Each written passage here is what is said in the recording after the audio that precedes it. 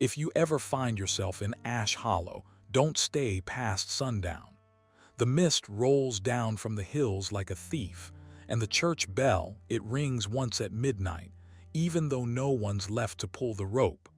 That's how the story begins, with a sound that shouldn't be there, and a woman who kept books no one was meant to read. October 1840. The cold dust had settled over Pennsylvania like a gray snowfall, and the new telegraph poles stood along the ridge-like crosses waiting for names. The town of Ash Hollow was barely more than a station, a saloon, and the widow's house on the hill, 3 stories of brick and sorrow, the last sign of money that used to move through the mines before they went silent. They said Mrs. Eleanor Price never smiled after her husband's death. They said she talked to the fireplace some nights, as if it still answered. And they said the light in her study burned long after midnight, though she hadn't hired a maid in months. On the night it happened, the air smelled of rain and coal oil. The 8:15 train came through with no passengers, and the conductor swore he saw someone standing by the widow's gate, a tall man in a dark overcoat, holding a valise. But when he passed again on the return, the gate was open and the man was gone. At 11:30, the telegraph in the depot stuttered alive. "Deliver at once. Stop. He knows. Stop." No signature, no destination, just that. By morning, Mrs. Price was dead. They found her at her desk, still sitting upright, her pen dipped in ink. The study door was locked from the inside, windows latched, fire out. A single candle burned low beside a leather ledger, open to a blank page but for one sentence: "The debt is paid, but not by me." The sheriff called it suicide. The banker called it insurance, and the town called it justice. But Jonas Hale, the telegraphist, called it wrong. He'd seen the widow the day before. She'd come to the depot in her morning dress, carrying a parcel wrapped in oilskin. "Send it east," she'd said, "to Mr. Alden at the paper in Philadelphia. Should I not return by Sunday, you tell him to print every word." Jonas never asked what was inside, but the weight of it, the uneven weight, told him it was more than paper. Now the parcel was gone. At noon the next day, a stranger stepped off the eastbound train. Tall, broad-shouldered, late 30s, dressed too well for this town. He introduced himself as Mr. Edwin Harrow, private investigator, retained by the Pennsylvania Mutual to confirm the widow's claim.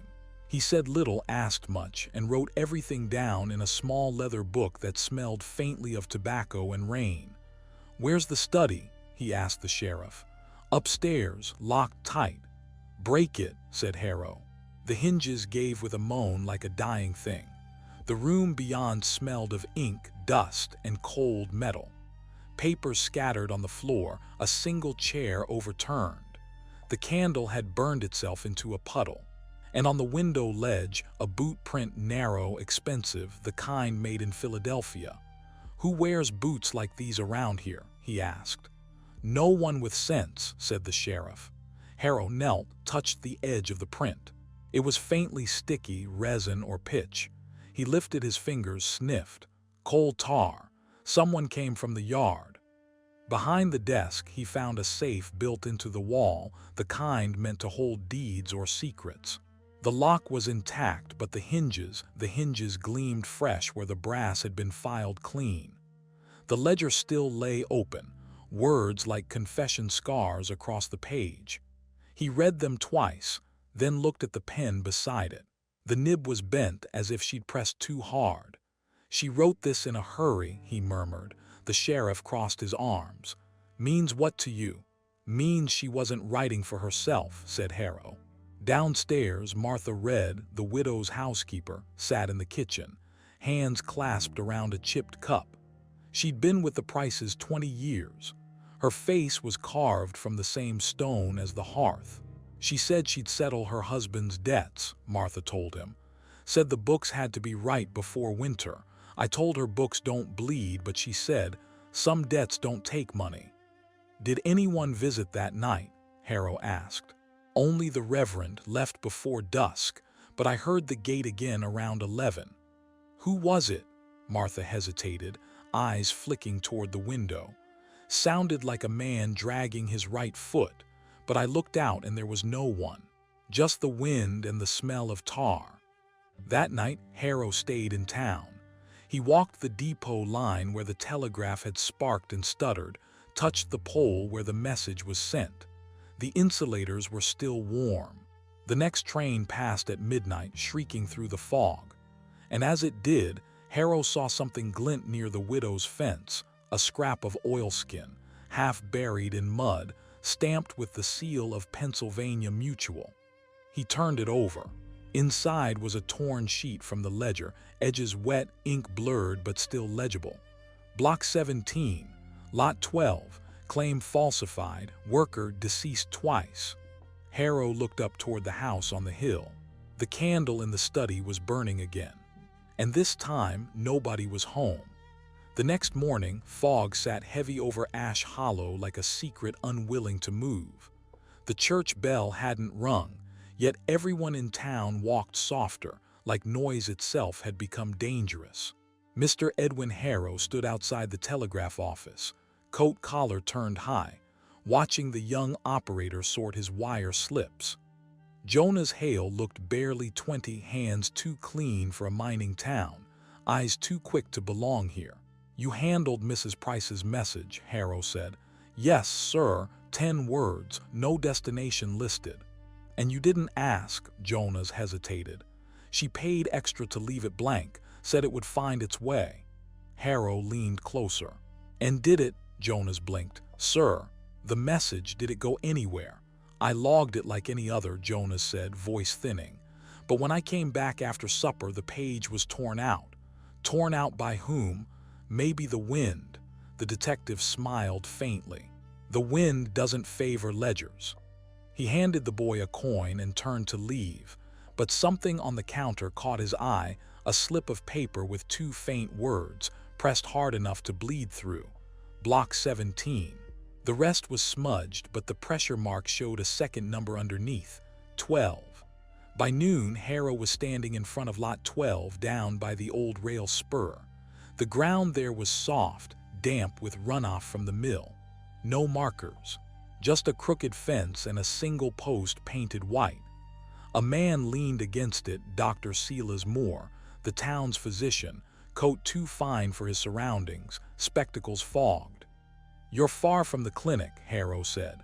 "I come here often," Moore replied, "to remind myself where good men end up when owners forget their names." He tapped the post with his cane. "This was the first mine collapse, 37 dead, only 15 bodies recovered. Mrs. Price's husband owned this pit, didn't he?" Moore nodded. "And the next one and the next. You think she followed him down out of guilt?"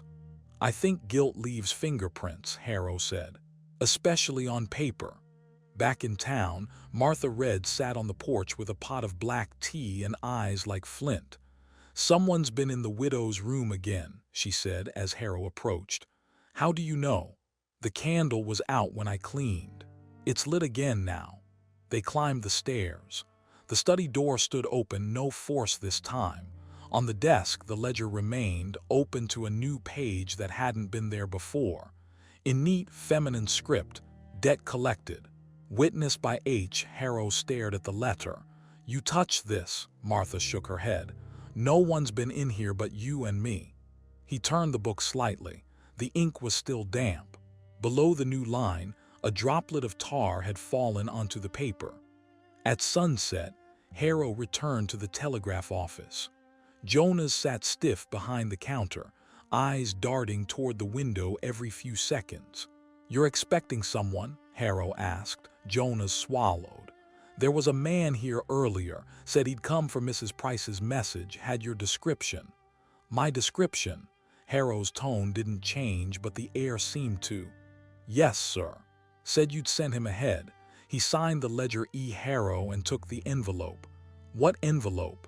"The one she left with me last week, the parcel for Philadelphia." Harrow stepped closer. "And you gave it to him?" Jonas nodded. "He had your card. Said you'd be delayed by the morning train." The detective walked back into the street, the fog closing around him like wet wool. Somewhere, a train whistle cried once too far for comfort. He stopped beneath a lamppost, lit a match, and unfolded the card Jonas had handed him. It was indeed his card, same lettering, same ink. Only the name had been pressed over with a new one, faintly embossed beneath. Elias Crane. He knew that name. Everyone in the coal counties did. Crane was a financier, half saint, half spider, who owned 3 mines and the loyalty of every politician west of the Susquehanna. He'd funded the widow's late husband, and he had a reputation for paying debts in ways that didn't involve coin. Harrow's next stop was the church. Reverend Alden was there, hands deep in prayer, though his eyes flicked open the moment the door creaked. "You knew Mrs. Price well," Harrow said. "She was generous to the poor and careful about who saw it." "Did she confess anything?" The pastor frowned. "Only that she feared being judged by the living." "And the living judged her, didn't they?" He sighed. "This town forgives sin faster than it forgives honesty." Harrow looked around the small chapel. The candle racks near the altar were half melted, wax pooled into blackened trays. Behind one, something glinted. He reached in and drew out a small brass key tied with a strip of blue ribbon. It matched the safe in the widow's study. That night, rain fell in long, unhurried lines. Harrow sat alone at the depot table, ledger open, key in hand. He hadn't slept since his arrival, and the coal smoke had made his throat raw. He turned the key over and over, listening to the hum of the telegraph in the next room. It pulsed once, then again. Then the click pattern slowed, forming words. "Stop digging, stop digging, stop digging." No sender, no signature. Jonas ran in pale as bone. "I didn't send that," he stammered. "The line's dead past the ridge." Harrow rose slowly. "Then who's sending from this side?" The operator froze. From behind the partition, the telegraph arm moved again, slow, deliberate, mechanical, tapping out 3 more words before it stopped cold. "He is here." And from outside, through the rain, came the slow crunch of boots, one heel dragging slightly, one clean. Rain didn't stop that night.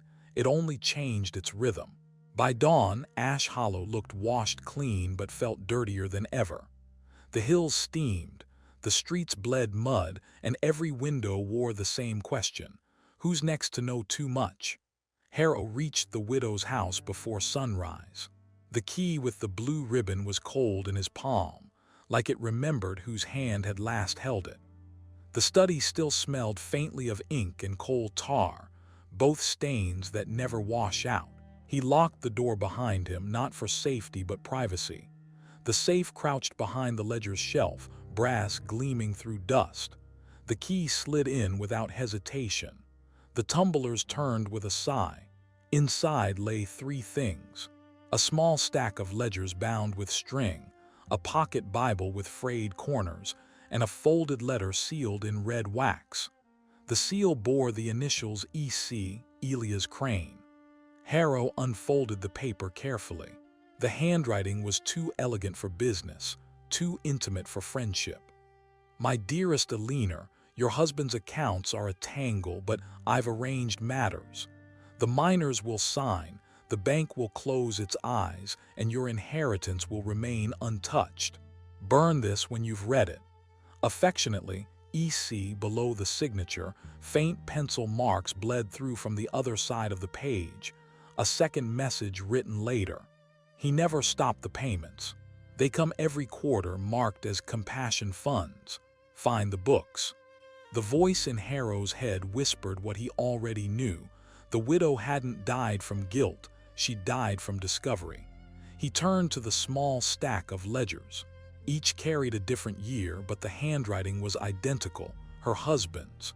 The entries started as payroll, then devolved into names. None crossed out, all dated near mine accidents. The sums were always the same: the cost of a coffin, a priest, and silence.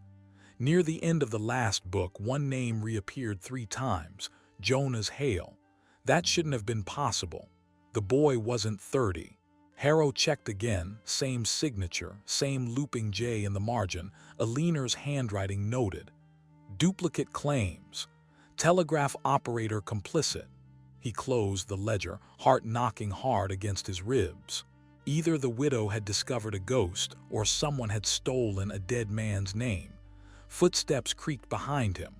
"Martha," he called, but it wasn't her. The shape in the doorway moved wrong, slower, heavier. Reverend Alden stood there, coat damp, eyes too calm. "I was told you'd come," he said. "By whom? By Providence, or something that pretends to be." Harrow motioned toward the desk. "You preached at her funeral.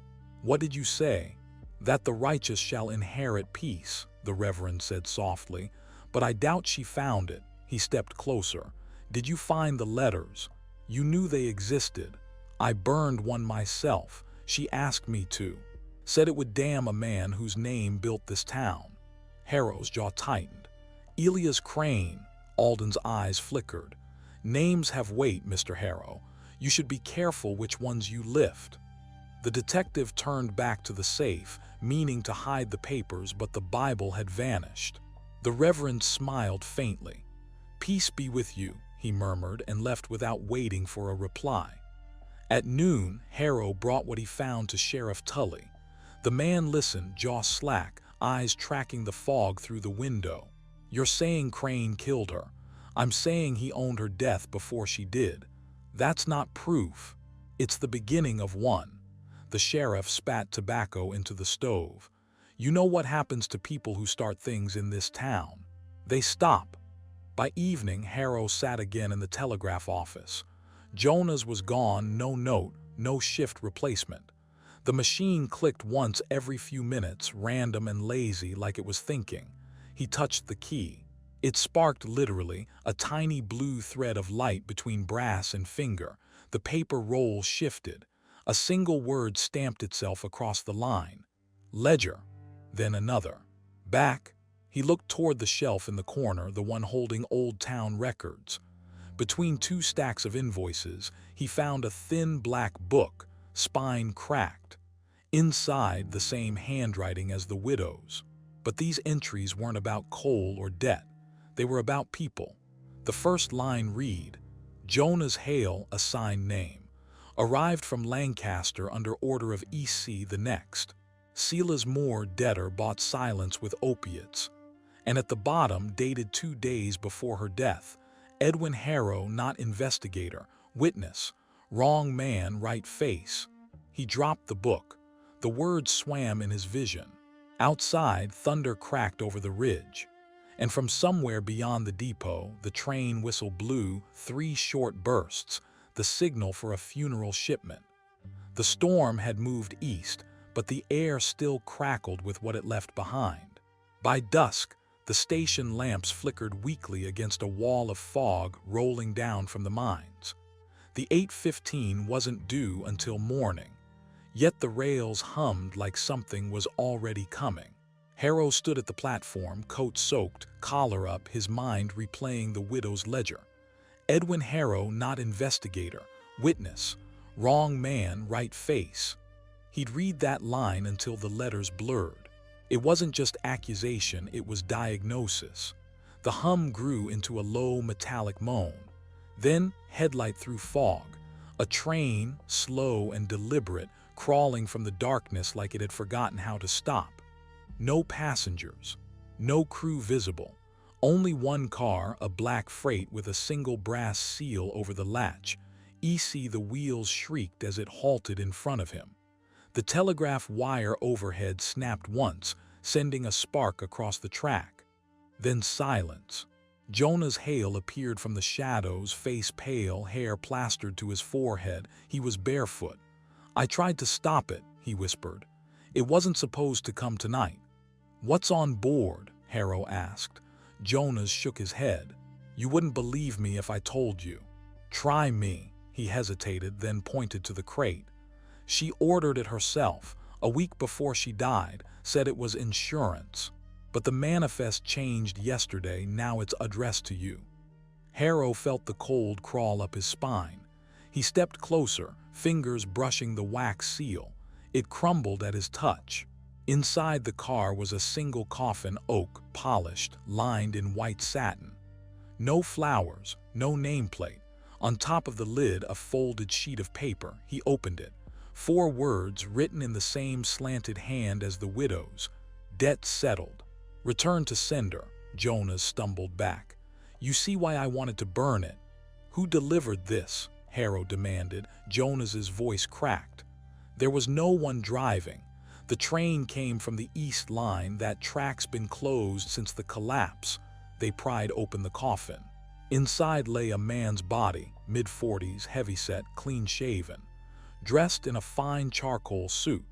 His face was oddly peaceful, like he'd died remembering something pleasant. The sheriff arrived minutes later, drawn by the telegraph's frantic clicking. He took one look inside and cursed.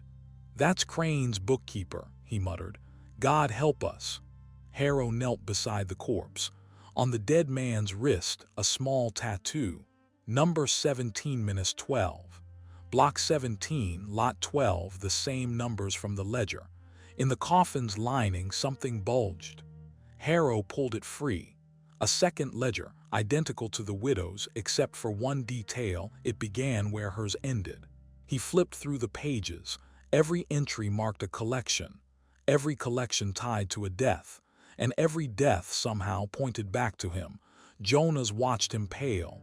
You didn't write that, did you? Harrow shook his head slowly. No, but it knows my handwriting.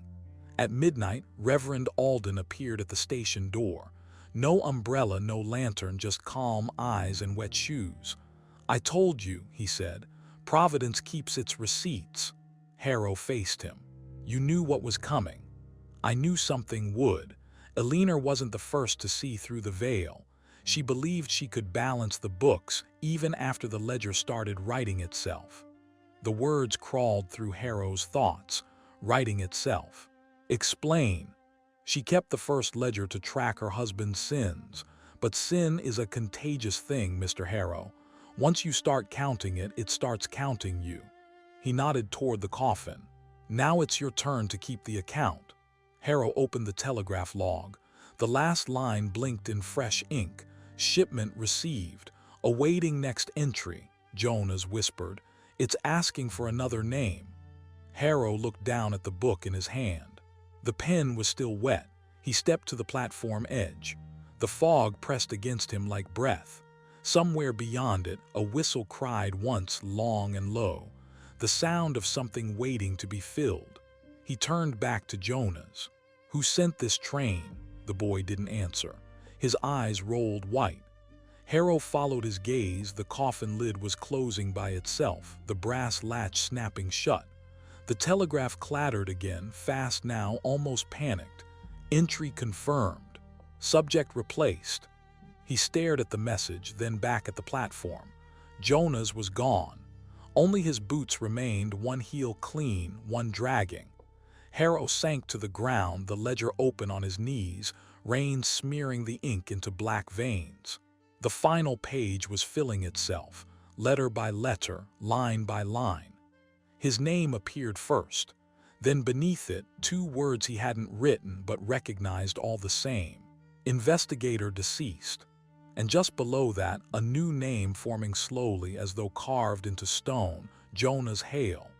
The next train wouldn't be empty. The morning after the train came, Ash Hollow didn't wake. It just shifted. The fog thinned, but the silence stayed, a silence that didn't wait for church bells or roosters. It was the kind that followed a verdict. Harrow opened his eyes in the widow's study. The window was cracked, the curtains swaying in a rhythm that didn't match the wind. The ledger still lay open on the desk. His name was there, the ink dry, but below it, new handwriting, neat, careful. Transfer complete. Witness promoted. He rose slowly. The air smelled of iron and candle soot. On the wall, someone had pinned a fresh notice. The estate of Mrs. Eleanor Price is hereby settled under Executor Edwin Harrow. He hadn't written that. He hadn't signed anything. Outside, townsfolk passed by, nodding to him like they always had. Only this time their eyes didn't meet his. It was as if they already knew, or worse, had been waiting for it. At the telegraph office, the key tapped by itself, patient as a metronome. Click, click, click. Jonas's stool was empty. His hat still hung by the door. The machine spelled one phrase over and over. Collect the remainder. Harrow stared at it until the sound burrowed into his skull. He unplugged the line. The arm stopped for 3 seconds. Then it started again, though the wire was dead. He left the office and walked toward the church. Reverend Alden was sweeping the steps, the picture of calm routine. "You look pale, Mr. Harrow. Long night." "You could say that," he answered. "You knew the ledger would choose someone." "I suspected." The Reverend leaned on his broom. "Ash Hollow runs on its debts. The first miner signed one a century ago, said he'd pay in labor. But labor ends. Debt doesn't. It finds new hands to write it." Harrow's grip tightened on the book. "You're saying this thing is alive?" Alden smiled thinly. "Alive isn't the word I'd use. A conscience, maybe. A record that refuses to close." Back at the widow's house, he unlocked the safe again. The space inside had changed. No ledgers now, only a single mirror, small and round, the kind ladies once kept in their handbags. He lifted it. The glass shimmered like still water. His reflection looked back, tired, hollow-eyed. Then it blinked out of rhythm. The other him smiled faintly. "It's easier once you stop resisting." "Who are you?" Harrow asked. "The one before you, we all ask that." "How many before me?" "Enough to fill a train." The mirror pulsed, and for a heartbeat, he saw faces layered behind his own, the widow, the bookkeeper, men in mining caps, all watching through him. Then the glass cracked down the center, whispering words instead of breaking. "Ledger balanced. Continue the record." By nightfall, he found himself walking without deciding where to go. His boots carried him past the rail yard, down to the old pit, Block 17, Lot 12. The rain had washed the soil loose. Beneath the mud, he saw coffins not buried deep, just covered enough to forget. He knelt beside the nearest one. The wood was marked with initials carved by a trembling hand, E.H. his own. Inside lay nothing but dust. The telegraph echoed faintly across the valley, a sound like teeth tapping glass.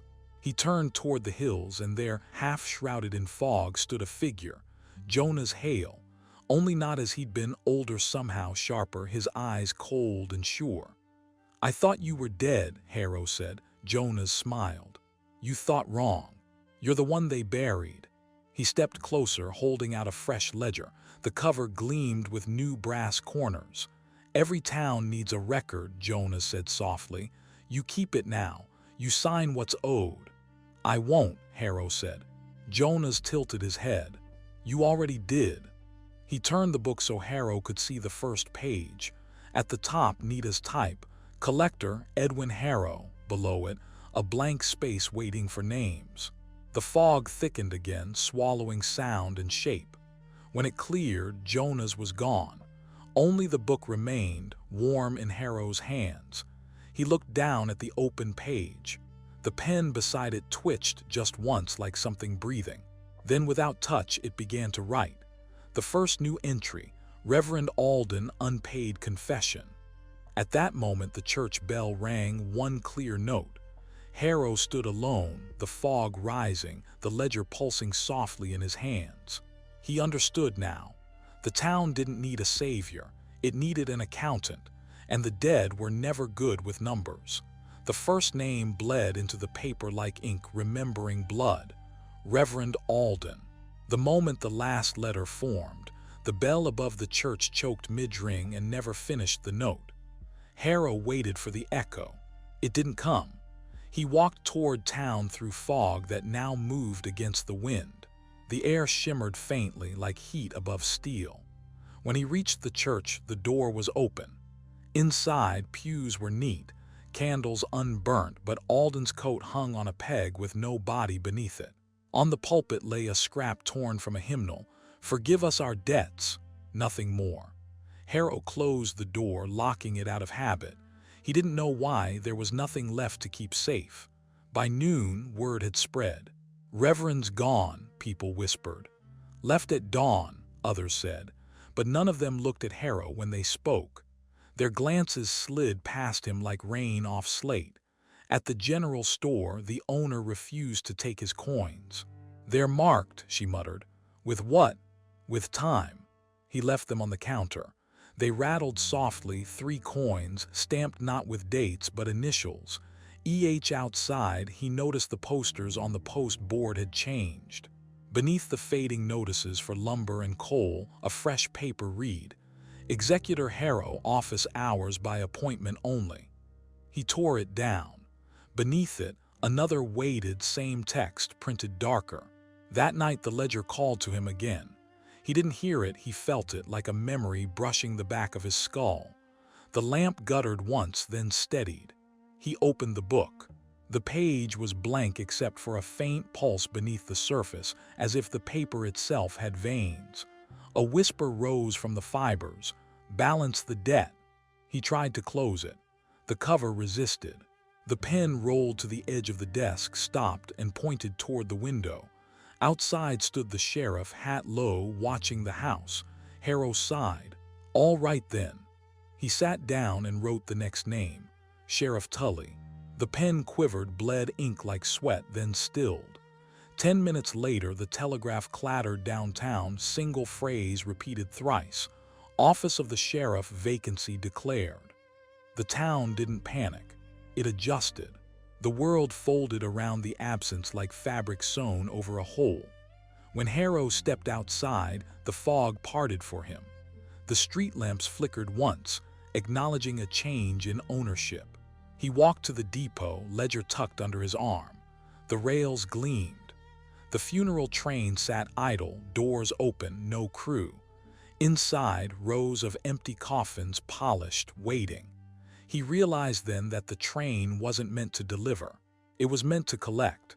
In the conductor's compartment, a single brass plate gleamed above the throttle. "Accountants Run, East Division." Below it, initials scratched by hand, E.H. He set the ledger on the seat, resting his palms on the cool brass. "How far does it go?" he whispered. The telegraph answered through the car wall, not wire, just sound. "Until balance restored." He laughed, hollow and small. "Then it never ends." "Exactly." The voice wasn't his own. He turned. Jonah stood in the doorway, coat dry despite the rain. "You started the next quarter," Jonah said. "Congratulations." "I didn't choose this." "None of us did. We're all numbers pretending to be men." He tossed a folded paper onto the dashboard. It was the old ledger, the widow's, now blank, pages clean. "Every collector gets one fresh book," Jonas said. "When you're done filling it, you disappear and the next name writes itself." Harrow stared at the empty pages. "And when it's full, then the town forgets it ever owed anything and starts again." He stepped down from the train, ledger in hand. "Not this time," he said. "If debt feeds on memory, then I'll starve it." Jonas smiled, pity and admiration mixed. "You can't starve what you are." Lightning struck the ridge, white and soundless. When the flash cleared, Jonas was gone and the ledger's cover had changed. Now it read, "Ash Hollow Accounts, Collector Number 17. He ran his thumb over the number. Beneath the brass, something pulsed, slow and steady, like a heart. Back in the widow's house, the clock struck midnight. The safe door creaked open by itself. Inside, the mirror had mended. His reflection waited. It smiled. Then it spoke, perfectly in sync with his breath. "Balance the books, Edwin." He closed the safe, turned the key, and whispered through the metal, "Not tonight." Outside, thunder rolled over the valley, long, heavy, final. But in the telegraph office, the machine began again, steady and cold. "Next entry required. Next entry required. Next entry required." The town listened. And one by one, lamps began to go out. The ledger lay open on the desk, its pages breathing like lungs. Outside, Ash Hollow slept under a thin sheet of ash-colored fog, fitting, Harrow thought, since the town was named for its own residue. He'd spent the night writing names and crossing them out, trying to break the rhythm. Each stroke only deepened the indent beneath. Even blank ink left weight. He could hear the telegraph hammering in the distance. Next entry required. Relentless. Precise. Like a pulse that didn't belong to him anymore. He looked around the widow's study. The wallpaper peeled in long curls. The ledger's shadow reached the length of the room, touching the hearth. He had one idea left: burn it. At dawn, he carried the book to the churchyard. The bell tower leaned in its sleep. The fog clung to his legs, cold and heavy. He stacked driftwood in the old stone pit where miners once melted ore and placed the ledger on top. A match hissed, then caught. For a moment, nothing happened. Then the edges of the book curled inward, glowing like gold leaf. The fire burned too quietly. No smoke, no crackle, only a deep hum, the sound of something taking inventory of its own death. He stepped back. The telegraph began again, even out here, wires dead, poles leaning, balance incomplete. The ledger's cover split. The brass letters melted, running like tears. Inside the flames, words rewrote themselves faster than they burned. Each letter flared once before vanishing: town hall, mill office, depot, sheriff's home. The names were no longer people. They were buildings, streets, the entire map of Ash Hollow. Harrow felt the earth shift beneath him, a tremor, low and final. He ran to Main Street. The general store windows were dark, glass folding inward like paper. The signboard above it faded, letters dissolving midair. At the far end, the hotel's brick turned white, then transparent. A chair in the lobby vanished mid-rock. The town was erasing itself, account by account. He turned toward the ridge, where the church bell should have been. There was no tower now, just a ringing that came from nowhere and everywhere, the sound of a closing balance. Harrow dropped to his knees. The sky above the valley flickered, not lightning, not fire, but absence. He screamed against it. "Stop! I've paid enough." A voice answered from everywhere at once. Calm, familiar, the widow's. "You balanced the wrong side, Edwin. The ledger never kept what was owed to you, only what was owed by you." The fog coiled tighter. The ground blurred, trembling like breath. He stumbled back toward the ridge.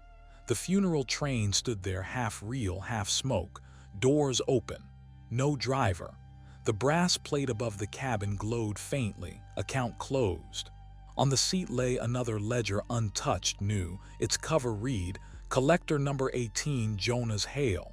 Harrow laughed through tears that didn't come. "He was right," he whispered. "You can't starve what you are." He picked up the new book. Its pages were blank, waiting. The fire below the ridge dimmed, as if the town itself was holding its breath. He hesitated. Then, for the first time, he wrote not a name, but a sentence. "No balance due." The page shuddered. The ink spread like roots through the fibers. The train's whistle cried once, long, mournful, final. Then the world stopped moving. When Harrow opened his eyes, the fog had cleared. The sun rose weak and new. Ash Hollow was still there, smaller, quieter, but there. The houses looked freshly built, though no hammers sounded. The air smelled of rain, not ash. He walked the main street. The signs bore the same names: Alden, Tully, Crane, but they meant nothing now. The faces were different. The memory was gone. Only he remembered. He stood at the ridge, the burned ledger a lump of cooled glass beside him. In its reflection, his face looked younger or older, he couldn't tell. From the valley, a distant whistle answered, not the funeral train, but something else. Freight, commerce, life continuing on new terms. He smiled, thin and cracked. "Let them start without me." He turned away, leaving the ruins and the glass and the quiet behind. At the last bend, where the fog met the trees, a telegraph pole still stood. The wire hummed faintly, as if clearing its throat after a long silence. Then one final click, ledger closed. The mountain exhaled. The wind carried no names, only balance.